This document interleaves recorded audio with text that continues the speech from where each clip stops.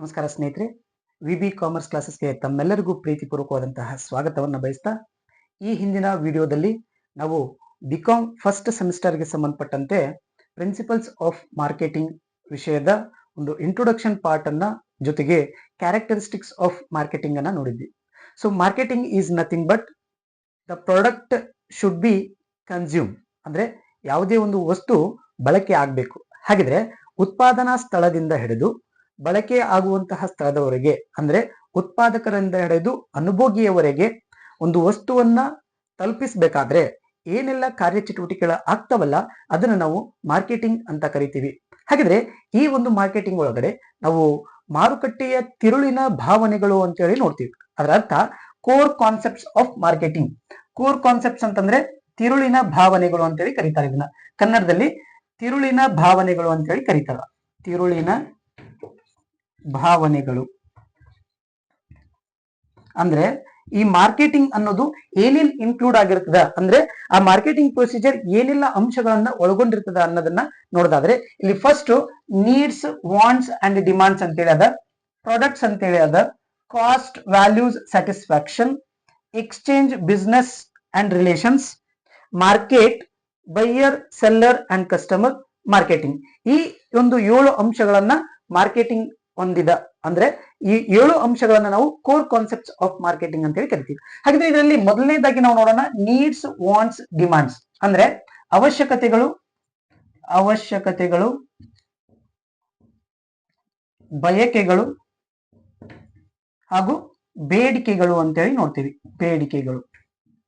ಹಾಗಿದ್ರೆ ಇಲ್ಲಿ ನೀಡ್ಸ್ ಅಂದ್ರೆ ಏನು? ಫಸ್ಟ್ ನೀಡ್ ಅಂತಂದ್ರೆ basic content, basic materials, fundamentals of customer. ಅಂದ್ರೆ ಒಬ್ಬ ಗ್ರಾಹಕರಿಗೆ ಅತಿ ಅವಶ್ಯಕವಾಗಿ ಮೂಲಭೂತವಾಗಿ ಬೇಕಾಗಿರುವಂತಹ ವಸ್ತುಗಳನ್ನ ನಾವು ಅವಶ್ಯಕತೆಗಳು ಅಥವಾ ನೀಡ್ಸ್ ಅಂತ ಹೇಳಿ ಕರಿತೀವಿ. ಹಾಗೆ ಫಾರ್ ಎಕ್ಸಾಂಪಲ್ ನೀಡ್ಸ್ ಅಂತಂದ್ರೆ ಯಾವ್ದೊಂದಾಗ ಫುಡ್ ಬರ್ಬೋದು, ವಾಟರ್ ಬರ್ಬೋದು, ಶೆಲ್ಟರ್ ಬರ್ತದೆ.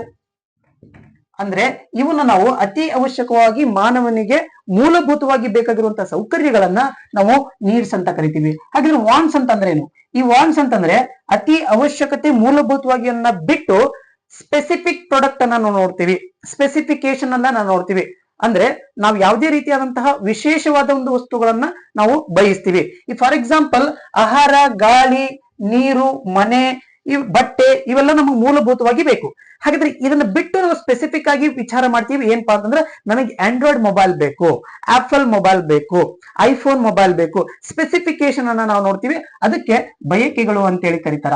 ಇನ್ನು ಬೇಡಿಕೆಗಳು ಅಂತಂದ್ರೆ the purchasing power, purchase power parity theory ಅಂತ ನೋಡ್ತೀವಿ. ಯಾವ ಗ್ರಾಹಕನಲ್ಲಿ ತಾನು ಯಾವುದೇ ಒಂದು ವಸ್ತುವನ್ನ ಬಯಕೆ ಅಥವಾ ಅವಶ್ಯಕತೆ ಇತ್ತು ಅಂದ್ರೆ ಅದನ್ನ ದುಡ್ಡು ಕೊಡುವಷ್ಟು ಎಬಿಲಿಟಿ ಅವನಲ್ಲಿ ಇದೆನಾ, ability to pay the amount for particular product. ಅದನ್ನ ನಾವೇನಂತ ಕರಿತೀವಿ? ಬೇಡಿಕೆಗಳು ಅಂತೇಳಿ ಕರಿತೀವಿ.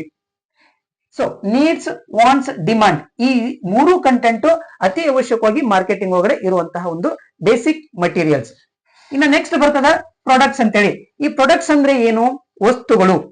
ಪ್ರಾಡಕ್ಟ್ ಅಂತಂದ್ರೆ ವಸ್ತುಗಳು. ವಸ್ತು ಇರ್ಬೋದು ಅಥವಾ ಸೇವೆ ಇರಬಹುದು. ಯಾವುದನ್ನ ವಸ್ತು ಅಂತ ಕರೀತಾರಂತಂದ್ರೆ the thing which is ready to use. The thing which is ready to use. ಯಾವ ಅಂಶ ಬಳಕೆಗೆ ಸಿದ್ಧವಾಗಿರುತ್ತದೆಯೋ ಅದನ್ನ ನಾವು ವಸ್ತು ಅಂತ ಕರಿತೀವಿ, ಪ್ರಾಡಕ್ಟ್ ಅಂತ ಕರಿತೀವಿ. ಹಾಗಿದ್ರೆ ಈ ಪ್ರಾಡಕ್ಟ್ ಹೆಂಗ್ ಬರ್ತದ ನಮಗ? ಈ ಪ್ರಾಡಕ್ಟ್ ಎಲ್ಲಿ ಬರ್ತದ ಅಂತಂದ್ರ ಪ್ರೊಡಕ್ಷನ್ ಪ್ರೋಸೆಸ್ ಇಂದ ಬರ್ತದ. ಹಾಗಾದ್ರೆ ಈ ಪ್ರೊಡಕ್ಷನ್ ಪ್ರೋಸೆಸ್ ಅಂದ್ರೆ ಏನು? Converting raw material into finished goods. ಕಚ್ಚಾ ವಸ್ತುಗಳನ್ನ ಅಥವಾ ಅರೆ ಸಿದ್ಧ ವಸ್ತುಗಳನ್ನಾಗಿ ಪರಿವರ್ತಿಸುವಂತ ಒಂದು ಪ್ರಕ್ರಿಯೆಗೆ ನಾವು ಪ್ರೊಡಕ್ಷನ್ ಅಂತ ಕರಿತೀವಿ. ಇಲ್ಲಿ ಪ್ರೊಡಕ್ಷನ್ ಆದಂತಹ ಒಂದು ಪ್ರಾಡಕ್ಟ್ ಅದು ಬಳಕೆಗೆ ಸಿದ್ಧವಾಗಿರುತ್ತದೆ. ಯಾವ ಅಂಶ? The thing which is ready to use, that is called as an product ಅಂತ ಹೇಳಿ ಕರಿತೀವಿ. ಈ ಪ್ರಾಡಕ್ಟ್ ಅನ್ನ ನಾವು ಟ್ಯಾಂಜಿಬಲ್, ಇಂಟ್ಯಾಂಜಿಬಲ್ ಅಂತ ಹೇಳಿ ಕರಿತೀವಿ. ಟ್ಯಾಂಜಿಬಲ್ ಗೂಡ್ಸ್ ಅನ್ನ ನೋಡ್ತೀವಿ. ಹಾಗೇನೆ ಸೇವೆ ಅನ್ನೋದನ್ನ ನಾವು ಇಂಟ್ಯಾಂಜಿಬಲ್ ಗೂಡ್ಸ್ ಅಂತ ಹೇಳಿ ಕರಿತೀವಿ. ಫಾರ್ ಎಕ್ಸಾಂಪಲ್ ಹಾಸ್ಪಿಟಲ್ ಆಗಿರ್ಬೋದು, ಎಜುಕೇಶನ್ ಆಗಿರ್ಬೋದು, ಟ್ರಾವೆಲ್ ಆಗಿರ್ಬೋದು, ಇದನ್ನ ನಾವು ಸೇವೆ ಅಂತ ಹೇಳಿ ಕರಿತೀವಿ. ಇನ್ನು ನೆಕ್ಸ್ಟ್ ಬರ್ತದ ಕಾಸ್ಟ್, ವ್ಯಾಲ್ಯೂಸ್ ಅಂಡ್ ಸ್ಯಾಟಿಸ್ಫ್ಯಾಕ್ಷನ್. ಮೊದಲು ಗ್ರಾಹಕರಿಗೆ ಏನ್ ಬೇಕಪ್ಪ ಅಂತಂದ್ರೆ ಸ್ಯಾಟಿಸ್ಫ್ಯಾಕ್ಷನ್ ಬೇಕು, ಸಂತೃಪ್ತಿ. ಇದನ್ನ ನಾವು ವೆಚ್ಚ, ಮೌಲ್ಯ ಮತ್ತು ಸಂತೃಪ್ತಿ ಅಂತ ಕರಿತೀವಿ. ಕಸ್ಟಮರ್ ಯಾವಾಗ್ಲೂ ಕೂಡ ಸ್ಯಾಟಿಸ್ಫೈಡ್ ಇರ್ಬೇಕು. ಯಾವುದಕ್ಕೆ? ತಾನು ಬಳಕೆ ಮಾಡುವಂತಹ ವಸ್ತು, ತಾನು ಉತ್ಪಾದಿಸುವಂತಹ ವಸ್ತು ಅಥವಾ ತಾನು ಖರೀದಿಸುವಂತಹ ವಸ್ತು, ಆ ಖರೀದಿಸಿದಂತಹ ವಸ್ತುವನ್ನ ನಾವು ಬಳಕೆ ಮಾಡಿದಾಗ ಆ ಬಳಕೆಗೆ ಸೀಮಿತವಾಗಿ ನಾವು ಸಂತೃಪ್ತರಾಗಬೇಕು, ತೃಪ್ತಿಯನ್ನ ಪಡಿಬೇಕು. ಅಂದ್ರೆ ಯಾವ ಕಸ್ಟಮರ್ ವೆಚ್ಚವನ್ನ ಭರಿಸ್ತಾನ, ಒಂದು ವಸ್ತುವನ್ನ ಉತ್ಪಾದನೆ ಮಾಡ್ಬೇಕಾದ್ರೆ ಅಥವಾ ಏನು ಪರ್ಚೇಸ್ ಮಾಡ್ಬೇಕಾದ್ರೆ ಅಲ್ಲಿ ಏನ್ ಇನ್ವೆಸ್ಟ್ಮೆಂಟ್ ಅನ್ನ ಮಾಡ್ತಾನ. Cost is nothing but the amount, the expenses bear to produce one product. ಅಂದ್ರೆ ಯಾವುದೇ ಒಂದು ವಸ್ತುವನ್ನ ಉತ್ಪಾದನೆ ಮಾಡ್ಬೇಕಾದ್ರೆ ಏನೆಲ್ಲ ವೆಚ್ಚಗಳನ್ನ ಭರಿಸ್ತಾರಲ್ಲ ಅದಕ್ಕೆ ಏನಂತ ಕರೀತಾರ? ಕಾಸ್ಟ್ ಅಂತ ಹೇಳಿ ಕರೀತಾರ. ಈ ಕಾಸ್ಟ್ ಸೆಲ್ಲಿಂಗ್ ಪ್ರೈಸ್ ಒಳಗಡೆ ಇನ್ಕ್ಲೂಡ್ ಆಗಿರ್ತದ. ಹಾಗಾದ್ರೆ ವ್ಯಾಲ್ಯೂ ಅಂದ್ರೆ ಏನು? ಮೌಲ್ಯ ಅಂತ ಕರೀತಾರ. ಒಂದು ವಸ್ತುವಿಗೆ ಇರುವಂತಹ ಹಣವನ್ನ ನಾವು ಮೌಲ್ಯ ಅಂತ ಹೇಳಿ ಕರಿತೀವಿ. ಹಾಗಾದ್ರೆ ಈ ಮೌಲ್ಯವನ್ನ, ವೆಚ್ಚವನ್ನ ಹಾಕಿದಾಗ ಅದಕ್ಕೆ ಸಿಗುವಂತಹ ಸ್ಯಾಟಿಸ್ಫ್ಯಾಕ್ಷನ್, ತೃಪ್ತಿಯನ್ನ ನಾವಿಲ್ಲಿ ಮಾರುಕಟ್ಟೆಯ ತಿರುಳಿನ ಭಾವನೆದೊಳಗಡೆ ನಾವು ನೋಡ್ತೀವಿ. ಇನ್ನು ನೆಕ್ಸ್ಟ್ ಬರ್ತದ ಎಕ್ಸ್ಚೇಂಜ್, ಬಿಸಿನೆಸ್ ಅಂಡ್ ರಿಲೇಷನ್. ವಿನಿಮಯ, ವ್ಯವಹಾರ, ಸಂಬಂಧ. ಇದನ್ನ ನಾವು ಆಲ್ರೆಡಿ ಮಾರ್ಕೆಟಿಂಗ್ ಒಳಗಡೆ ನೋಡಿದೀವಿ. ಏನಪ್ಪಾ ವಿನಿಮಯ ಅಂತಂದ್ರೆ, ನಾವು ಪ್ರೀವಿಯಸ್ಲಿ ಹಿಸ್ಟ್ರಿಯನ್ನ ನೋಡಿದಾಗ ಬಾರ್ಟರ್ ಸಿಸ್ಟಮ್ ನೋಡ್ತಾ ಇದ್ವಿ, ವಸ್ತುವನ್ನ ಕೊಟ್ಟು ವಸ್ತುವನ್ನ ತೆಗೆದುಕೊಳ್ಳುವಂತ ಒಂದು ಪದ್ಧತಿ. ಆದ್ರೆ ಮಾಡರ್ನ್ ಸ್ಟೇಟ್ ಒಳಗಡೆ ನಾವ್ ಏನ್ ಮಾಡ್ತೀವಿ? ಮಾಡರ್ನ್ ಸ್ಟೇಟಸ್ ಅಲ್ಲಿ ವಿನಿಮಯ ಅಂದ ತಕ್ಷಣನೇ ವಸ್ತುಗಳನ್ನ ತೆಗೆದುಕೊಳ್ಳುವಾಗ ದುಡ್ಡನ್ನ ಕೊಡ್ತೀವಿ, ವಸ್ತುವಿಗೆ ಪರ್ಯಾಯವಾಗಿ ದುಡ್ಡನ್ನ ಕೊಡ್ತೀವಿ. ಇಲ್ಲಿ ವಿನಿಮಯ ಅಂದ ತಕ್ಷಣ ಇಲ್ಲೊಂದು ಪಾಯಿಂಟ್ ಬರ್ತದ, buyer and seller, buying and selling procedure ಅನ್ನ ನೋಡ್ತೀವಿ. ಗೂಡ್ಸ್ ಕೊಟ್ಟ ತಕ್ಷಣನೇ ಅಲ್ಲಿ ಅಮೌಂಟ್ ಬರ್ತದೆ, ಇದನ್ನ ನಾವು ವಿನಿಮಯ ಅಂತ ಕರಿತೀವಿ. ಇನ್ನು ವ್ಯವಹಾರ ಅಂದ್ರೆ ಏನು? ವ್ಯವಹಾರ ಅಂತಂದ್ರೆ ಕೇವಲ ಸರಕು ಮತ್ತು ಸೇವೆಗಳನ್ನ ಮಾರಾಟ ಮಾಡೋದು, ಖರೀದಿ ಮಾಡೋದಷ್ಟೇ ಅಲ್ಲ. It extended part of producing a goods. ಅಂದ್ರೆ business is nothing but it is an continuous process of buying, selling and producing the goods and services ಅಂತೇಳಿ ಕರಿತೀವಿ. ಹಾಗಿದ್ರೆ ರಿಲೇಶನ್ಶಿಪ್, ಈ ಬಿಸ್ನೆಸ್ ಸಕ್ಸಸ್ ಆಗ್ಬೇಕಂದ್ರೆ ಕಸ್ಟಮರ್ ಜೊತೆ ಒಳ್ಳೆ ರಿಲೇಶನ್ಶಿಪ್ ಅನ್ನ ಹೊಂದಿರಬೇಕು. ಯಾವುದೇ ಒಬ್ಬ ವ್ಯಕ್ತಿ ಅಂಗಡಿಗೆ ಬಂದಿರ್ತಾನ, ಆ ಅಂಗಡಿಗೆ ಬಂದವನ ಜೊತೆ ಜಗಳ ಮಾಡಿ ನಾವು ಕಳಿಸ್ಬಿಡ್ಬೇಕು.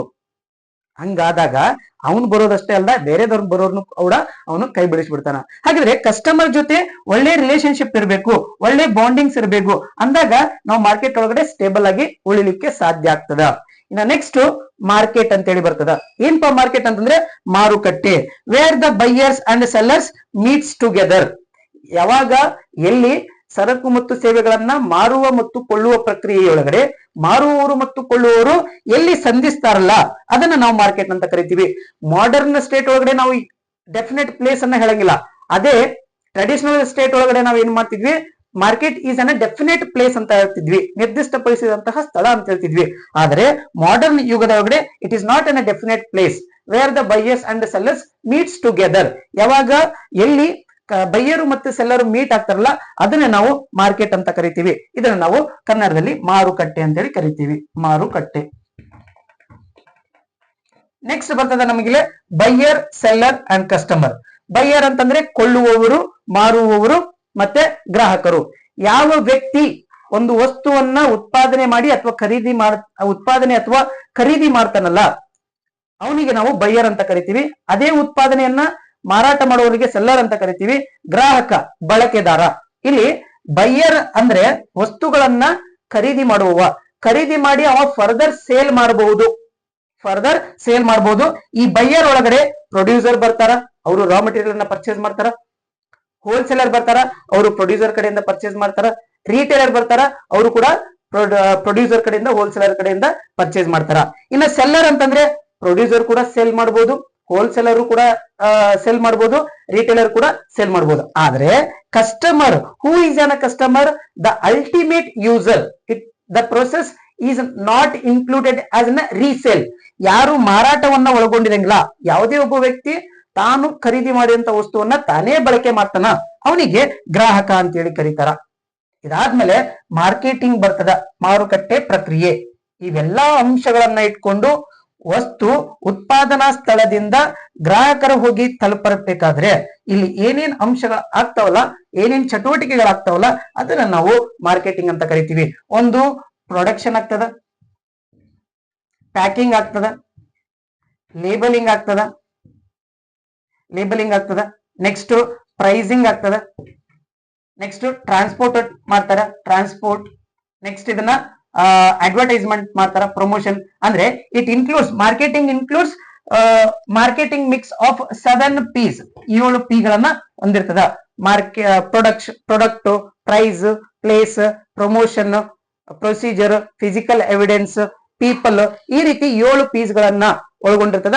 ಅದನ್ನ ನಾವು ಮಾರ್ಕೆಟಿಂಗ್ ಮಿಕ್ಸ್ ಅಂತ ಕರಿತೀವಿ. ಆ ಮಾರ್ಕೆಟಿಂಗ್ ಮಿಕ್ಸ್ ಆಕ್ಟಿವಿಟೀಸ್ ಅನ್ನ ಹೊಂದಿರುವಂತಹ ಒಂದು ಪ್ರಕ್ರಿಯೆಗೆ ಮಾರ್ಕೆಟಿಂಗ್ ಅಂತ ಕರಿತೀವಿ. ಇದಿಷ್ಟು ತಿರುಳಿನ ಭಾವನೆಗಳು. ಇದನ್ನ ನಿಮ್ಗೆ ಎಕ್ಸಾಮ್ ಅಲ್ಲಿ 5 ಮಾರ್ಕ್ಸ್ಗೂ ಕೇಳಬಹುದು ಅಥವಾ 15 ಮಾರ್ಕ್ಸ್ಗೂ ಕೇಳಬಹುದು. Important core concepts of marketing, ಮಾರುಕಟ್ಟೆಯ ತಿರುಳಿನ ಭಾವನೆಗಳು ಅಂತೇಳಿ ಕರೀತಾರ. ಸೊ ಈ ಅಂಶಗಳನ್ನ ನೀವೆಲ್ಲರೂ ವೀಕ್ಷಣೆ ಮಾಡಿ ಇದರ ನೋಟ್ಸ್ ಅನ್ನ ಬರ್ಕೋಬೇಕು. ಈ ಒಂದು ವಿಡಿಯೋನ ವೀಕ್ಷಣೆ ಮಾಡ್ತಿರುವಂತಹ ಎಲ್ಲ ವಿದ್ಯಾರ್ಥಿ ಸ್ನೇಹಿತರಿಗೆ ತುಂಬ ಹೃದಯದ ಧನ್ಯವಾದ.